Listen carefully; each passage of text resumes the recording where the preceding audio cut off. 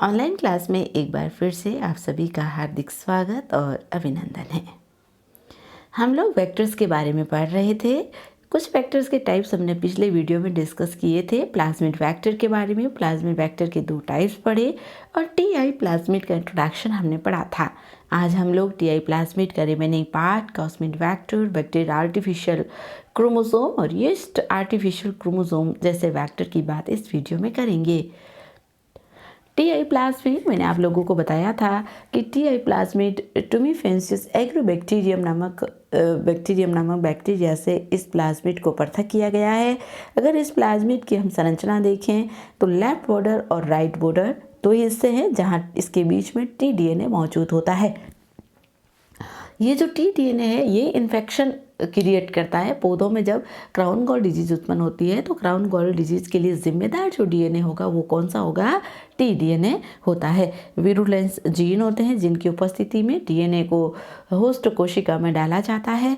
Origin of replication होना बहुत ज़रूरी। ओपाइन कैटाबॉलिज्म से संबंधित यहाँ जीन मौजूद होते हैं जिनकी बात हमने पिछले वीडियो में की थी। आज यहाँ पर हम देखेंगे कि किस तरह से एग्रोबैक्टीरियम की टी प्लाज्मिड में नए जीन को डाला जाता है। सबसे पहले एग्रोबैक्टीरियम से टी प्लाज्मिड को पृथक किया जाता है।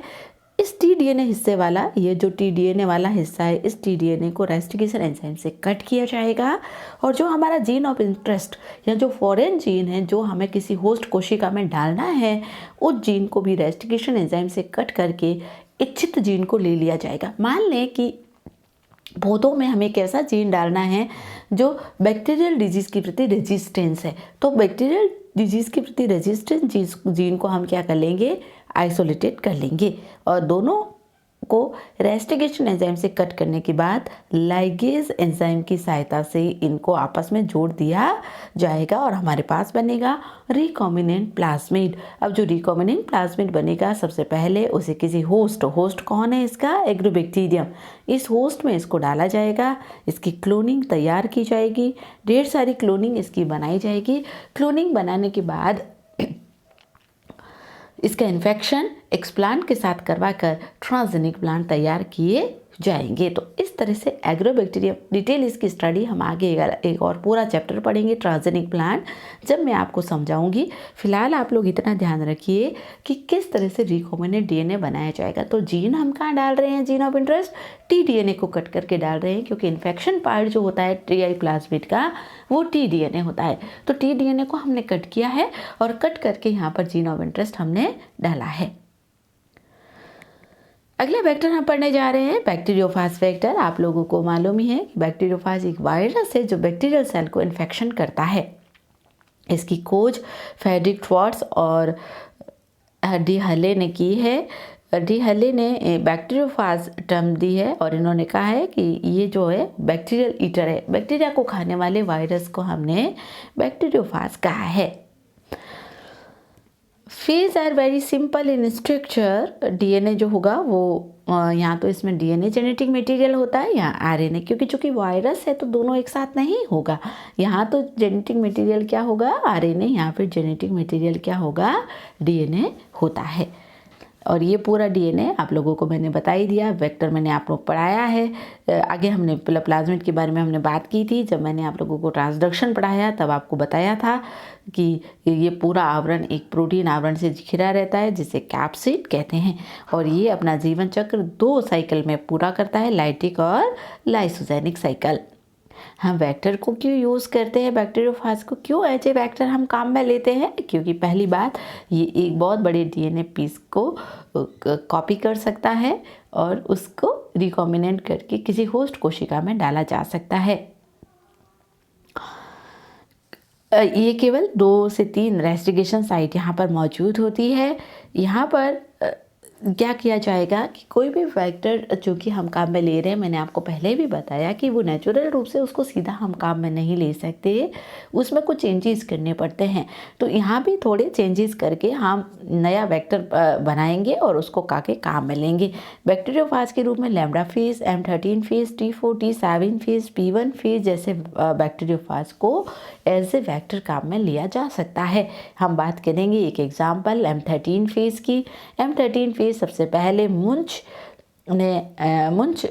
ने इसको आइसोलेटेड किया था। ये फिलामेंट डीएनए होता है, इसमें जो न्यूक्लियोटाइड होते हैं 6407 न्यूक्लियोटाइड का बना हुआ होता है। केवल सिंगल स्ट्रैंड डीएनए होता है और इसकी सीक्वेंस सेंगर ने 1982 में की थी। इसको कैसे बनाया जाता है मैंने आप लोगों को बताया कि कोई भी वेक्टर जो होगा उसको बनाना पड़ता है, लेबोरेटरी में उसको कुछ चीज़ों का एडिशन करना पड़ता है। तो यहाँ पर M13 cloning vector including lag Z gene into intergenic sequence, यहाँ पर हम लैग जेड जीन को क्या करेंगे, इंट्रोड्यूस करेंगे। This rise give to M13 MP1 vector from blue plaques on X gel agar. अगर एक्स जेल अगार पर हम इसकी कॉलोनीज बनाएंगे तो ब्लू कलर की कॉलोनीज हमें दिखाई देगी। यहाँ पर लैग जेड जीन के साथ कोई यूनिक रेस्टिगेशन साइट नहीं होती है। तो क्या हुआ कि M13 वैक्टर तो है, M13 जो बैक्टीरियोफाज था हमने वहाँ पर क्या साइट ऐड कर दी, लैग जेड साइट ऐड कर दी, ताकि हम लोग जब रिकॉम्बिनेंट वेक्टर बनाए तो हम पता कर सके कि जीन का ट्रांसफ़र हुआ है या नहीं, रिकॉम्बिनेंट बैक्टीरियोफाज बना है या नहीं। इसके लिए हमें लैग जेड की ज़रूरत पड़ेगी। ओरिजिन ऑफ रेप्लिकेशन तो होगा ही, इसके अलावा रेस्ट्रिक्शन साइट, रेजिस्टेंस साइट, ये सब मौजूद होना ज़रूरी है। M13 MP2 वैक्टर, ये इसके अंदर एक स्पेसिफिक सीक्वेंस होती है। इको R1 हमने ऐड किया लैग जेड के साथ, वहाँ पर लैग जेड के साथ रेस्टिगेशन एंजाइम ऐड नहीं था। यहाँ पर इको R1, तो इको R1 इस सीक्वेंस को क्या करता है, कट करता है। हमने यहाँ पर लैग जेड के साथ इको R1 भी जोड़ दिया है। अब ये पर्टिकुलर सीक्वेंस को क्या करेगा, कट करेगा। तो ये जो है वो वेक्टर बनेगा, वो कहलाएगा M13 MP2 वेक्टर। ये अगर हम प्लाज्मिड वेक्टर को, कोई भी बैक्टीरियोफाज वेक्टर की संरचना देखें, ये आप रेड जितने भी साइन देख रहे हैं ये प्रमोटर्स हैं, ग्रीन ब्लू कलर का जो ये दिख रहा है ये टर्मिनेटर्स हैं, और ये इसका ओरिजिन ऑफ रेप्लिकेशन है। यहाँ पर जो ये ब्लैक कलर की दिख रहा है ये ओरिजिन ऑफ रेप्लिकेशन है। यहाँ से ये ट्रांसक्रिप्शन शुरू होगा और इसकी जैसे मल्टीपल कॉपीज़ यहाँ पर निर्मित होगी। जहाँ पर जेल एक्स जेल होगा वहाँ पर हम नई जीन को डालेंगे, क्योंकि हमने वो साइट यहाँ पर इंसर्ट इसीलिए की है कि हम ये देखना चाह रहे हैं कि नए जीन का ट्रांसफ़र हुआ है या नहीं हुआ है, बैक्टीरियोफाज जो है वो रिकॉम्बिनेंट बना है या नहीं बना है। अगला वेक्टर बहुत इंपॉर्टेंट है, वो है cosmid vector. Cosmid vector are medium size cloning vector. Capacity ये जो है डीएनए के 35 से 45 किलो बेस पेयर तक लेंथ का डीएनए यह कॉपी कर सकता है। ये दो वेक्टर से मिलकर बना हुआ है। कॉस यानी बैक्टीरियोफाज की कॉस साइट है और मिड मतलब प्लाज्मिड। मिड शब्द जो है वो प्लाज्मिड से लिया गया है। तो ये दो वेक्टर को जोड़कर बनाया गया क्लोनिंग वेक्टर है। एक हिस्सा हमने बैक्टीरियोफाज से लिया है और एक हिस्सा हमने प्लाज्मिड से लिया है। प्लाज्मिड जो वेक्टर है उसके साथ कॉस साइट को जोड़ा है। कॉस साइट को हम इसलिए जोड़ते हैं ताकि ये बैक्टीरियल सेल में आसानी से रेप्लिकेट कर सके, उसमें पैकेजिंग इसकी हो सके। सबसे पहले इस वेक्टर को कॉलिंस ने 1978 में डिस्क्राइब किया था। Cosmid is a plasmid. पहली बात क्या ध्यान में रखनी है, कॉस्मिड इज अ प्लाज्मिड। ये एक प्लाज्मिड है जिसके साथ हमने बैक्टीरियोफाज यानी वायरस की कॉस साइट को जोड़ा है। Contain phage sequence. एक कॉस्मिड एक प्लाज्मिड है जिसमें फेज सीक्वेंस मौजूद होती है ताकि vector to be packed and transmitted into bacterial cell. जिस तरह से फेज वेक्टर हो रहा था उसी तरह से आसानी से बैक्टीरियल सेल, जिस तरह से फेज वेक्टर बैक्टीरियल सेल में कॉपीज़ तैयार कर रहा था उसी तरह से कॉस्मिड वेक्टर कॉपीज़ तैयार करे। इस कारण इसके अंदर क्या डाली गई है, कॉस साइट को डाला गया है। ये हाइब्रिड वेक्टर है। हाइब्रिड इसीलिए कह रहे हैं क्योंकि दो प्लाज्मिड से बना हुआ है, plasmid plus cosmid, plasmid plus bacteriophage और कॉस साइट प्लस प्लाज्मिड। तो क्या बन गया, कॉस्मिड। ये ध्यान रखिएगा, यहाँ से कॉस्मिड शब्द आया है। डीएनए सीक्वेंस आज originally from the lambda phase. ये कॉस्मिड है। ये आपका ओरिजिन ऑफ रेप्लिकेशन होना सब में मैंने आपको बताया ज़रूरी है। ये कॉस साइट है, यहाँ पर ही हम नया डीएनए इंसर्ट करेंगे, है ना। जो नया डीएनए हमें जीन ऑफ इंटरेस्ट या फॉरेन जीन जो हमको डालना होता है हम कॉस साइट में डालेंगे ताकि इसकी पैकेजिंग बैक्टीरियल सेल में आसानी से हो सके। बाकी फीचर्स वही हैं जो प्लाज्मिड के थे। आपको ध्यान रखना है कि कॉमन फीचर्स के लिए मैंने एक अलग से वीडियो बनाया है, आप सब जाकर वहाँ पर उस वीडियोस को देखिए कि एक वेक्टर अगर आप लेबोरेटरी में यूज़ कर रहे हैं तो उसके क्या एप्रोप्रिएट कैरेक्टरिस्टिक फीचर्स होने चाहिए, क्या उसकी बेनिफिट्स हैं, क्या उसकी ड्रॉबैक्स हैं, वो सब मैंने एक अलग से वीडियो बनाया। आप वहाँ पढ़ेंगे ना तो आप सब लोग आसानी से इन चीज़ों को समझ पाएंगे। EcoR1 और SML1 ये जो यहाँ पर है वो रिकॉम्बिनेंट साइट्स होती है।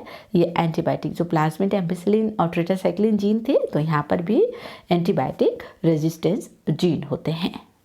कॉज साइट बैक्टीरियोफाज साइट है और इसलिए इसको लेते हैं ताकि इस वेक्टर की बैक्टीरियल सेल में पैकेजिंग आसानी से हो सके। तो ये एक हाइब्रिड फैक्टर है जो प्लाज्मिड प्लस बैक्टीरियोफाज की कॉस्मिड साइट्स को मिलाकर बनाया गया है। बहुत अच्छा फैक्टर ये बायोटेक्नोलॉजी में माना जाता है। आर्टिफिशियल क्रोमोसोम वेक्टर्स जो होते हैं ये डीएनए के मॉलिक्यूल्स होते हैं जिन्हें हम इन विट्रो कंडीशन में इनको सिंथेसिस करते हैं। इन विट्रो में लेबोरेटरी में बना रहे हैं, हम अपने अनुसार इनको बना रहे हैं, लेबोरेटरी में इनको सिंथेसाइज किया जाता है। इनकी सारी प्रॉपर्टीज़ को मेंटेन करके इनको हम लेबोरेटरी में सिंथेसाइज करते हैं। जैसे बैक, येक, पैक, HAC ये आर्टिफिशियल क्रोमोसोम के वेक्टर के टाइप है, जिसमें सबसे पहले हम पढ़ रहे हैं bacterial artificial chromosome.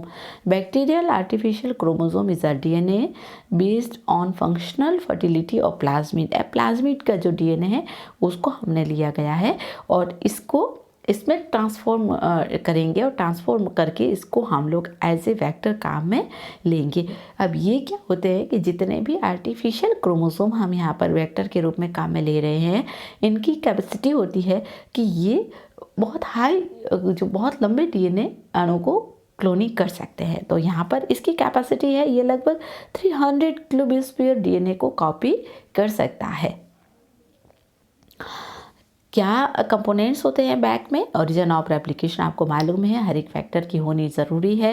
रैप-ई encoded rap protein को, PRA, PRB, PRC ये जो होते हैं ये प्लाज्मिड के में सेल डिवीज़न के दौरान मॉडिफिकेशन के लिए काम आने वाले जीन हैं। ये क्लोराम्फेनिकल रेजिस्टेंस जीन है, यानी कि एंटीबायोटिक रेजिस्टेंस जो होती है वो जीन है। यहाँ पर COS-N ये लैम्डा फेज कॉसाइट है। LAGZ जीन ये बीटा ग्लेक्टोसाइडीज का जीन है। T7 बैक्टीरियोफेज ड्राइव प्रोमोटर है। यहाँ प्रोमोटर क्या है? T7 प्रोमोटर है। तो ये आर्टिफिशियली हम अगर बैक्टीरियल आर्टिफिशियल क्रोमोसोम बना रहे हैं एज ए वेक्टर के रूप में तो इन सब चीज़ों को हम एडिशन करेंगे। एडिशन करके एक नया वेक्टर तैयार करेंगे ताकि वो बहुत बड़ी लेंथ के डीएनए को क्लोनिंग कर सकें। ये आपको डायग्राम दिख रहे हैं। LAGZ के साथ ही मैंने आपको पॉलीलिंकर एक चीज़ शब्द समझाया था। तो पॉलीलिंकर का मतलब है कि एक ही जगह बहुत सारी रेस्टिगेशन साइट मौजूद होती है। तो LAGZ के साथ ही एक हिस्सा हमने वो डाला है जिसमें बहुत सारी रेस्टिगेशन साइट्स उपस्थित होती है। ये EcoR1 से लिया गया पार्ट है। ये सारे रेस्टिगेशन साइट्स हैं इसकी। और ये रैप-ई जीन है, ये PRA, PRB जीन है। इसके अलावा इसमें ओरिजिन ऑफ रेप्लिकेशन भी मौजूद होता है। ओरिजिन ऑफ रेप्लिकेशन के बिना कोई भी वेक्टर नहीं होगा। तो ये हमने बैक्टीरियोफाज, ई कोलाई का प्लाज्मिड, उन सब से जो जीन होते हैं उनको लेकर बैक्टीरियल आर्टिफिशियल क्रोमोसोम वेक्टर का निर्माण किया है। ये वेक्टर काफ़ी अधिक लेंथ के डीएनए को इसकी क्लोनिंग कर सकता है। कैसे हम लोग जीन की क्लोनिंग करेंगे? ये बैक्टीरियल जीन होता है, ये जीन ऑफ इंटरेस्ट है। सबसे पहले दोनों को हम रेस्टिगेशन एंजाइम से कट करेंगे। कट करने के बाद प्लाज्मिड और जीन जो है ये प्लाज्मिड है ना, प्लाज्मिड और जीन आपस में लाइगेशन एंजाइम से जोड़कर रिकॉम्बिनेंट डीएनए बनाएंगे। फिर हम इसको एक करंट देंगे इलेक्ट्रोपोरेटेड से, जिससे ये ई कोलाई, इनका होस्ट क्या है? ई कोलाई में ये अंदर प्रवेश कर जाते हैं। फिर एक्स जेल मीडियम पर हम इसको क्लोनिंग करवाते हैं। जो वाइट कॉलोनीज बनी है वो LAGZ है और जो ब्लू कॉलोनीज आपको दिख रही है उसमें ट्रांसफ़र LAGZ जो वाइट कॉलोनी है उसको आप देख रहे हैं, ये रिकॉम्बिनेंट कॉलोनीज़ नहीं है। जो ब्लू कॉलोनीज़ दिख रही है ये सारी रिकॉम्बिनेंट कॉलोनीज़ हैं। तो कोई भी जैसे बीटा ग्लेक्टोसाइडेज हम साइड डाल रहे हैं, तो बीटा ग्लेक्टोसाइडेज में लास्ट एक वीडियो बनाऊंगी ना वेक्टर वाला, तब मैं आपको समझाऊंगी कि किस तरह से हम कॉलोनी का रिकॉम्बिनेंट कॉलोनी का सिलेक्शन करते हैं। फिलहाल आप इतना समझिए कि हम लोग जब बीटा ग्लेक्टोसाइड डाल रहे हैं तो हम उस मीडियम पर ग्रो करवाएंगे। अगर जीन ट्रांसफ़र हुआ है तो कॉलोनी ग्रो करेगी, और जीन ट्रांसफ़र नहीं हुआ है तो कॉलोनी ग्रो नहीं करेगी, है ना।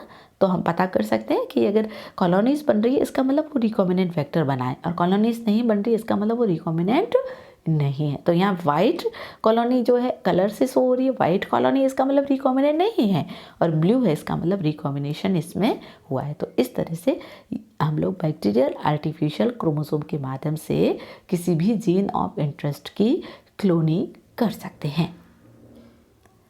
यीस्ट आर्टिफिशियल क्रोमोसोम नाम से जाहिर है, इसके लिए होस्ट सेल यीस्ट होगा। इसको 1983 में मूरे एंड सॉजेट ने इसको डिस्क्राइब किया था। It artificial chromosome human engineering DNA molecule use to clone sequence in yeast cell. हम अगर ह्यूमन सेल के डीएनए को भी सीक्वेंस करना है तो हम यीस्ट कोशिका में इसकी क्लोनिंग कर सकते हैं।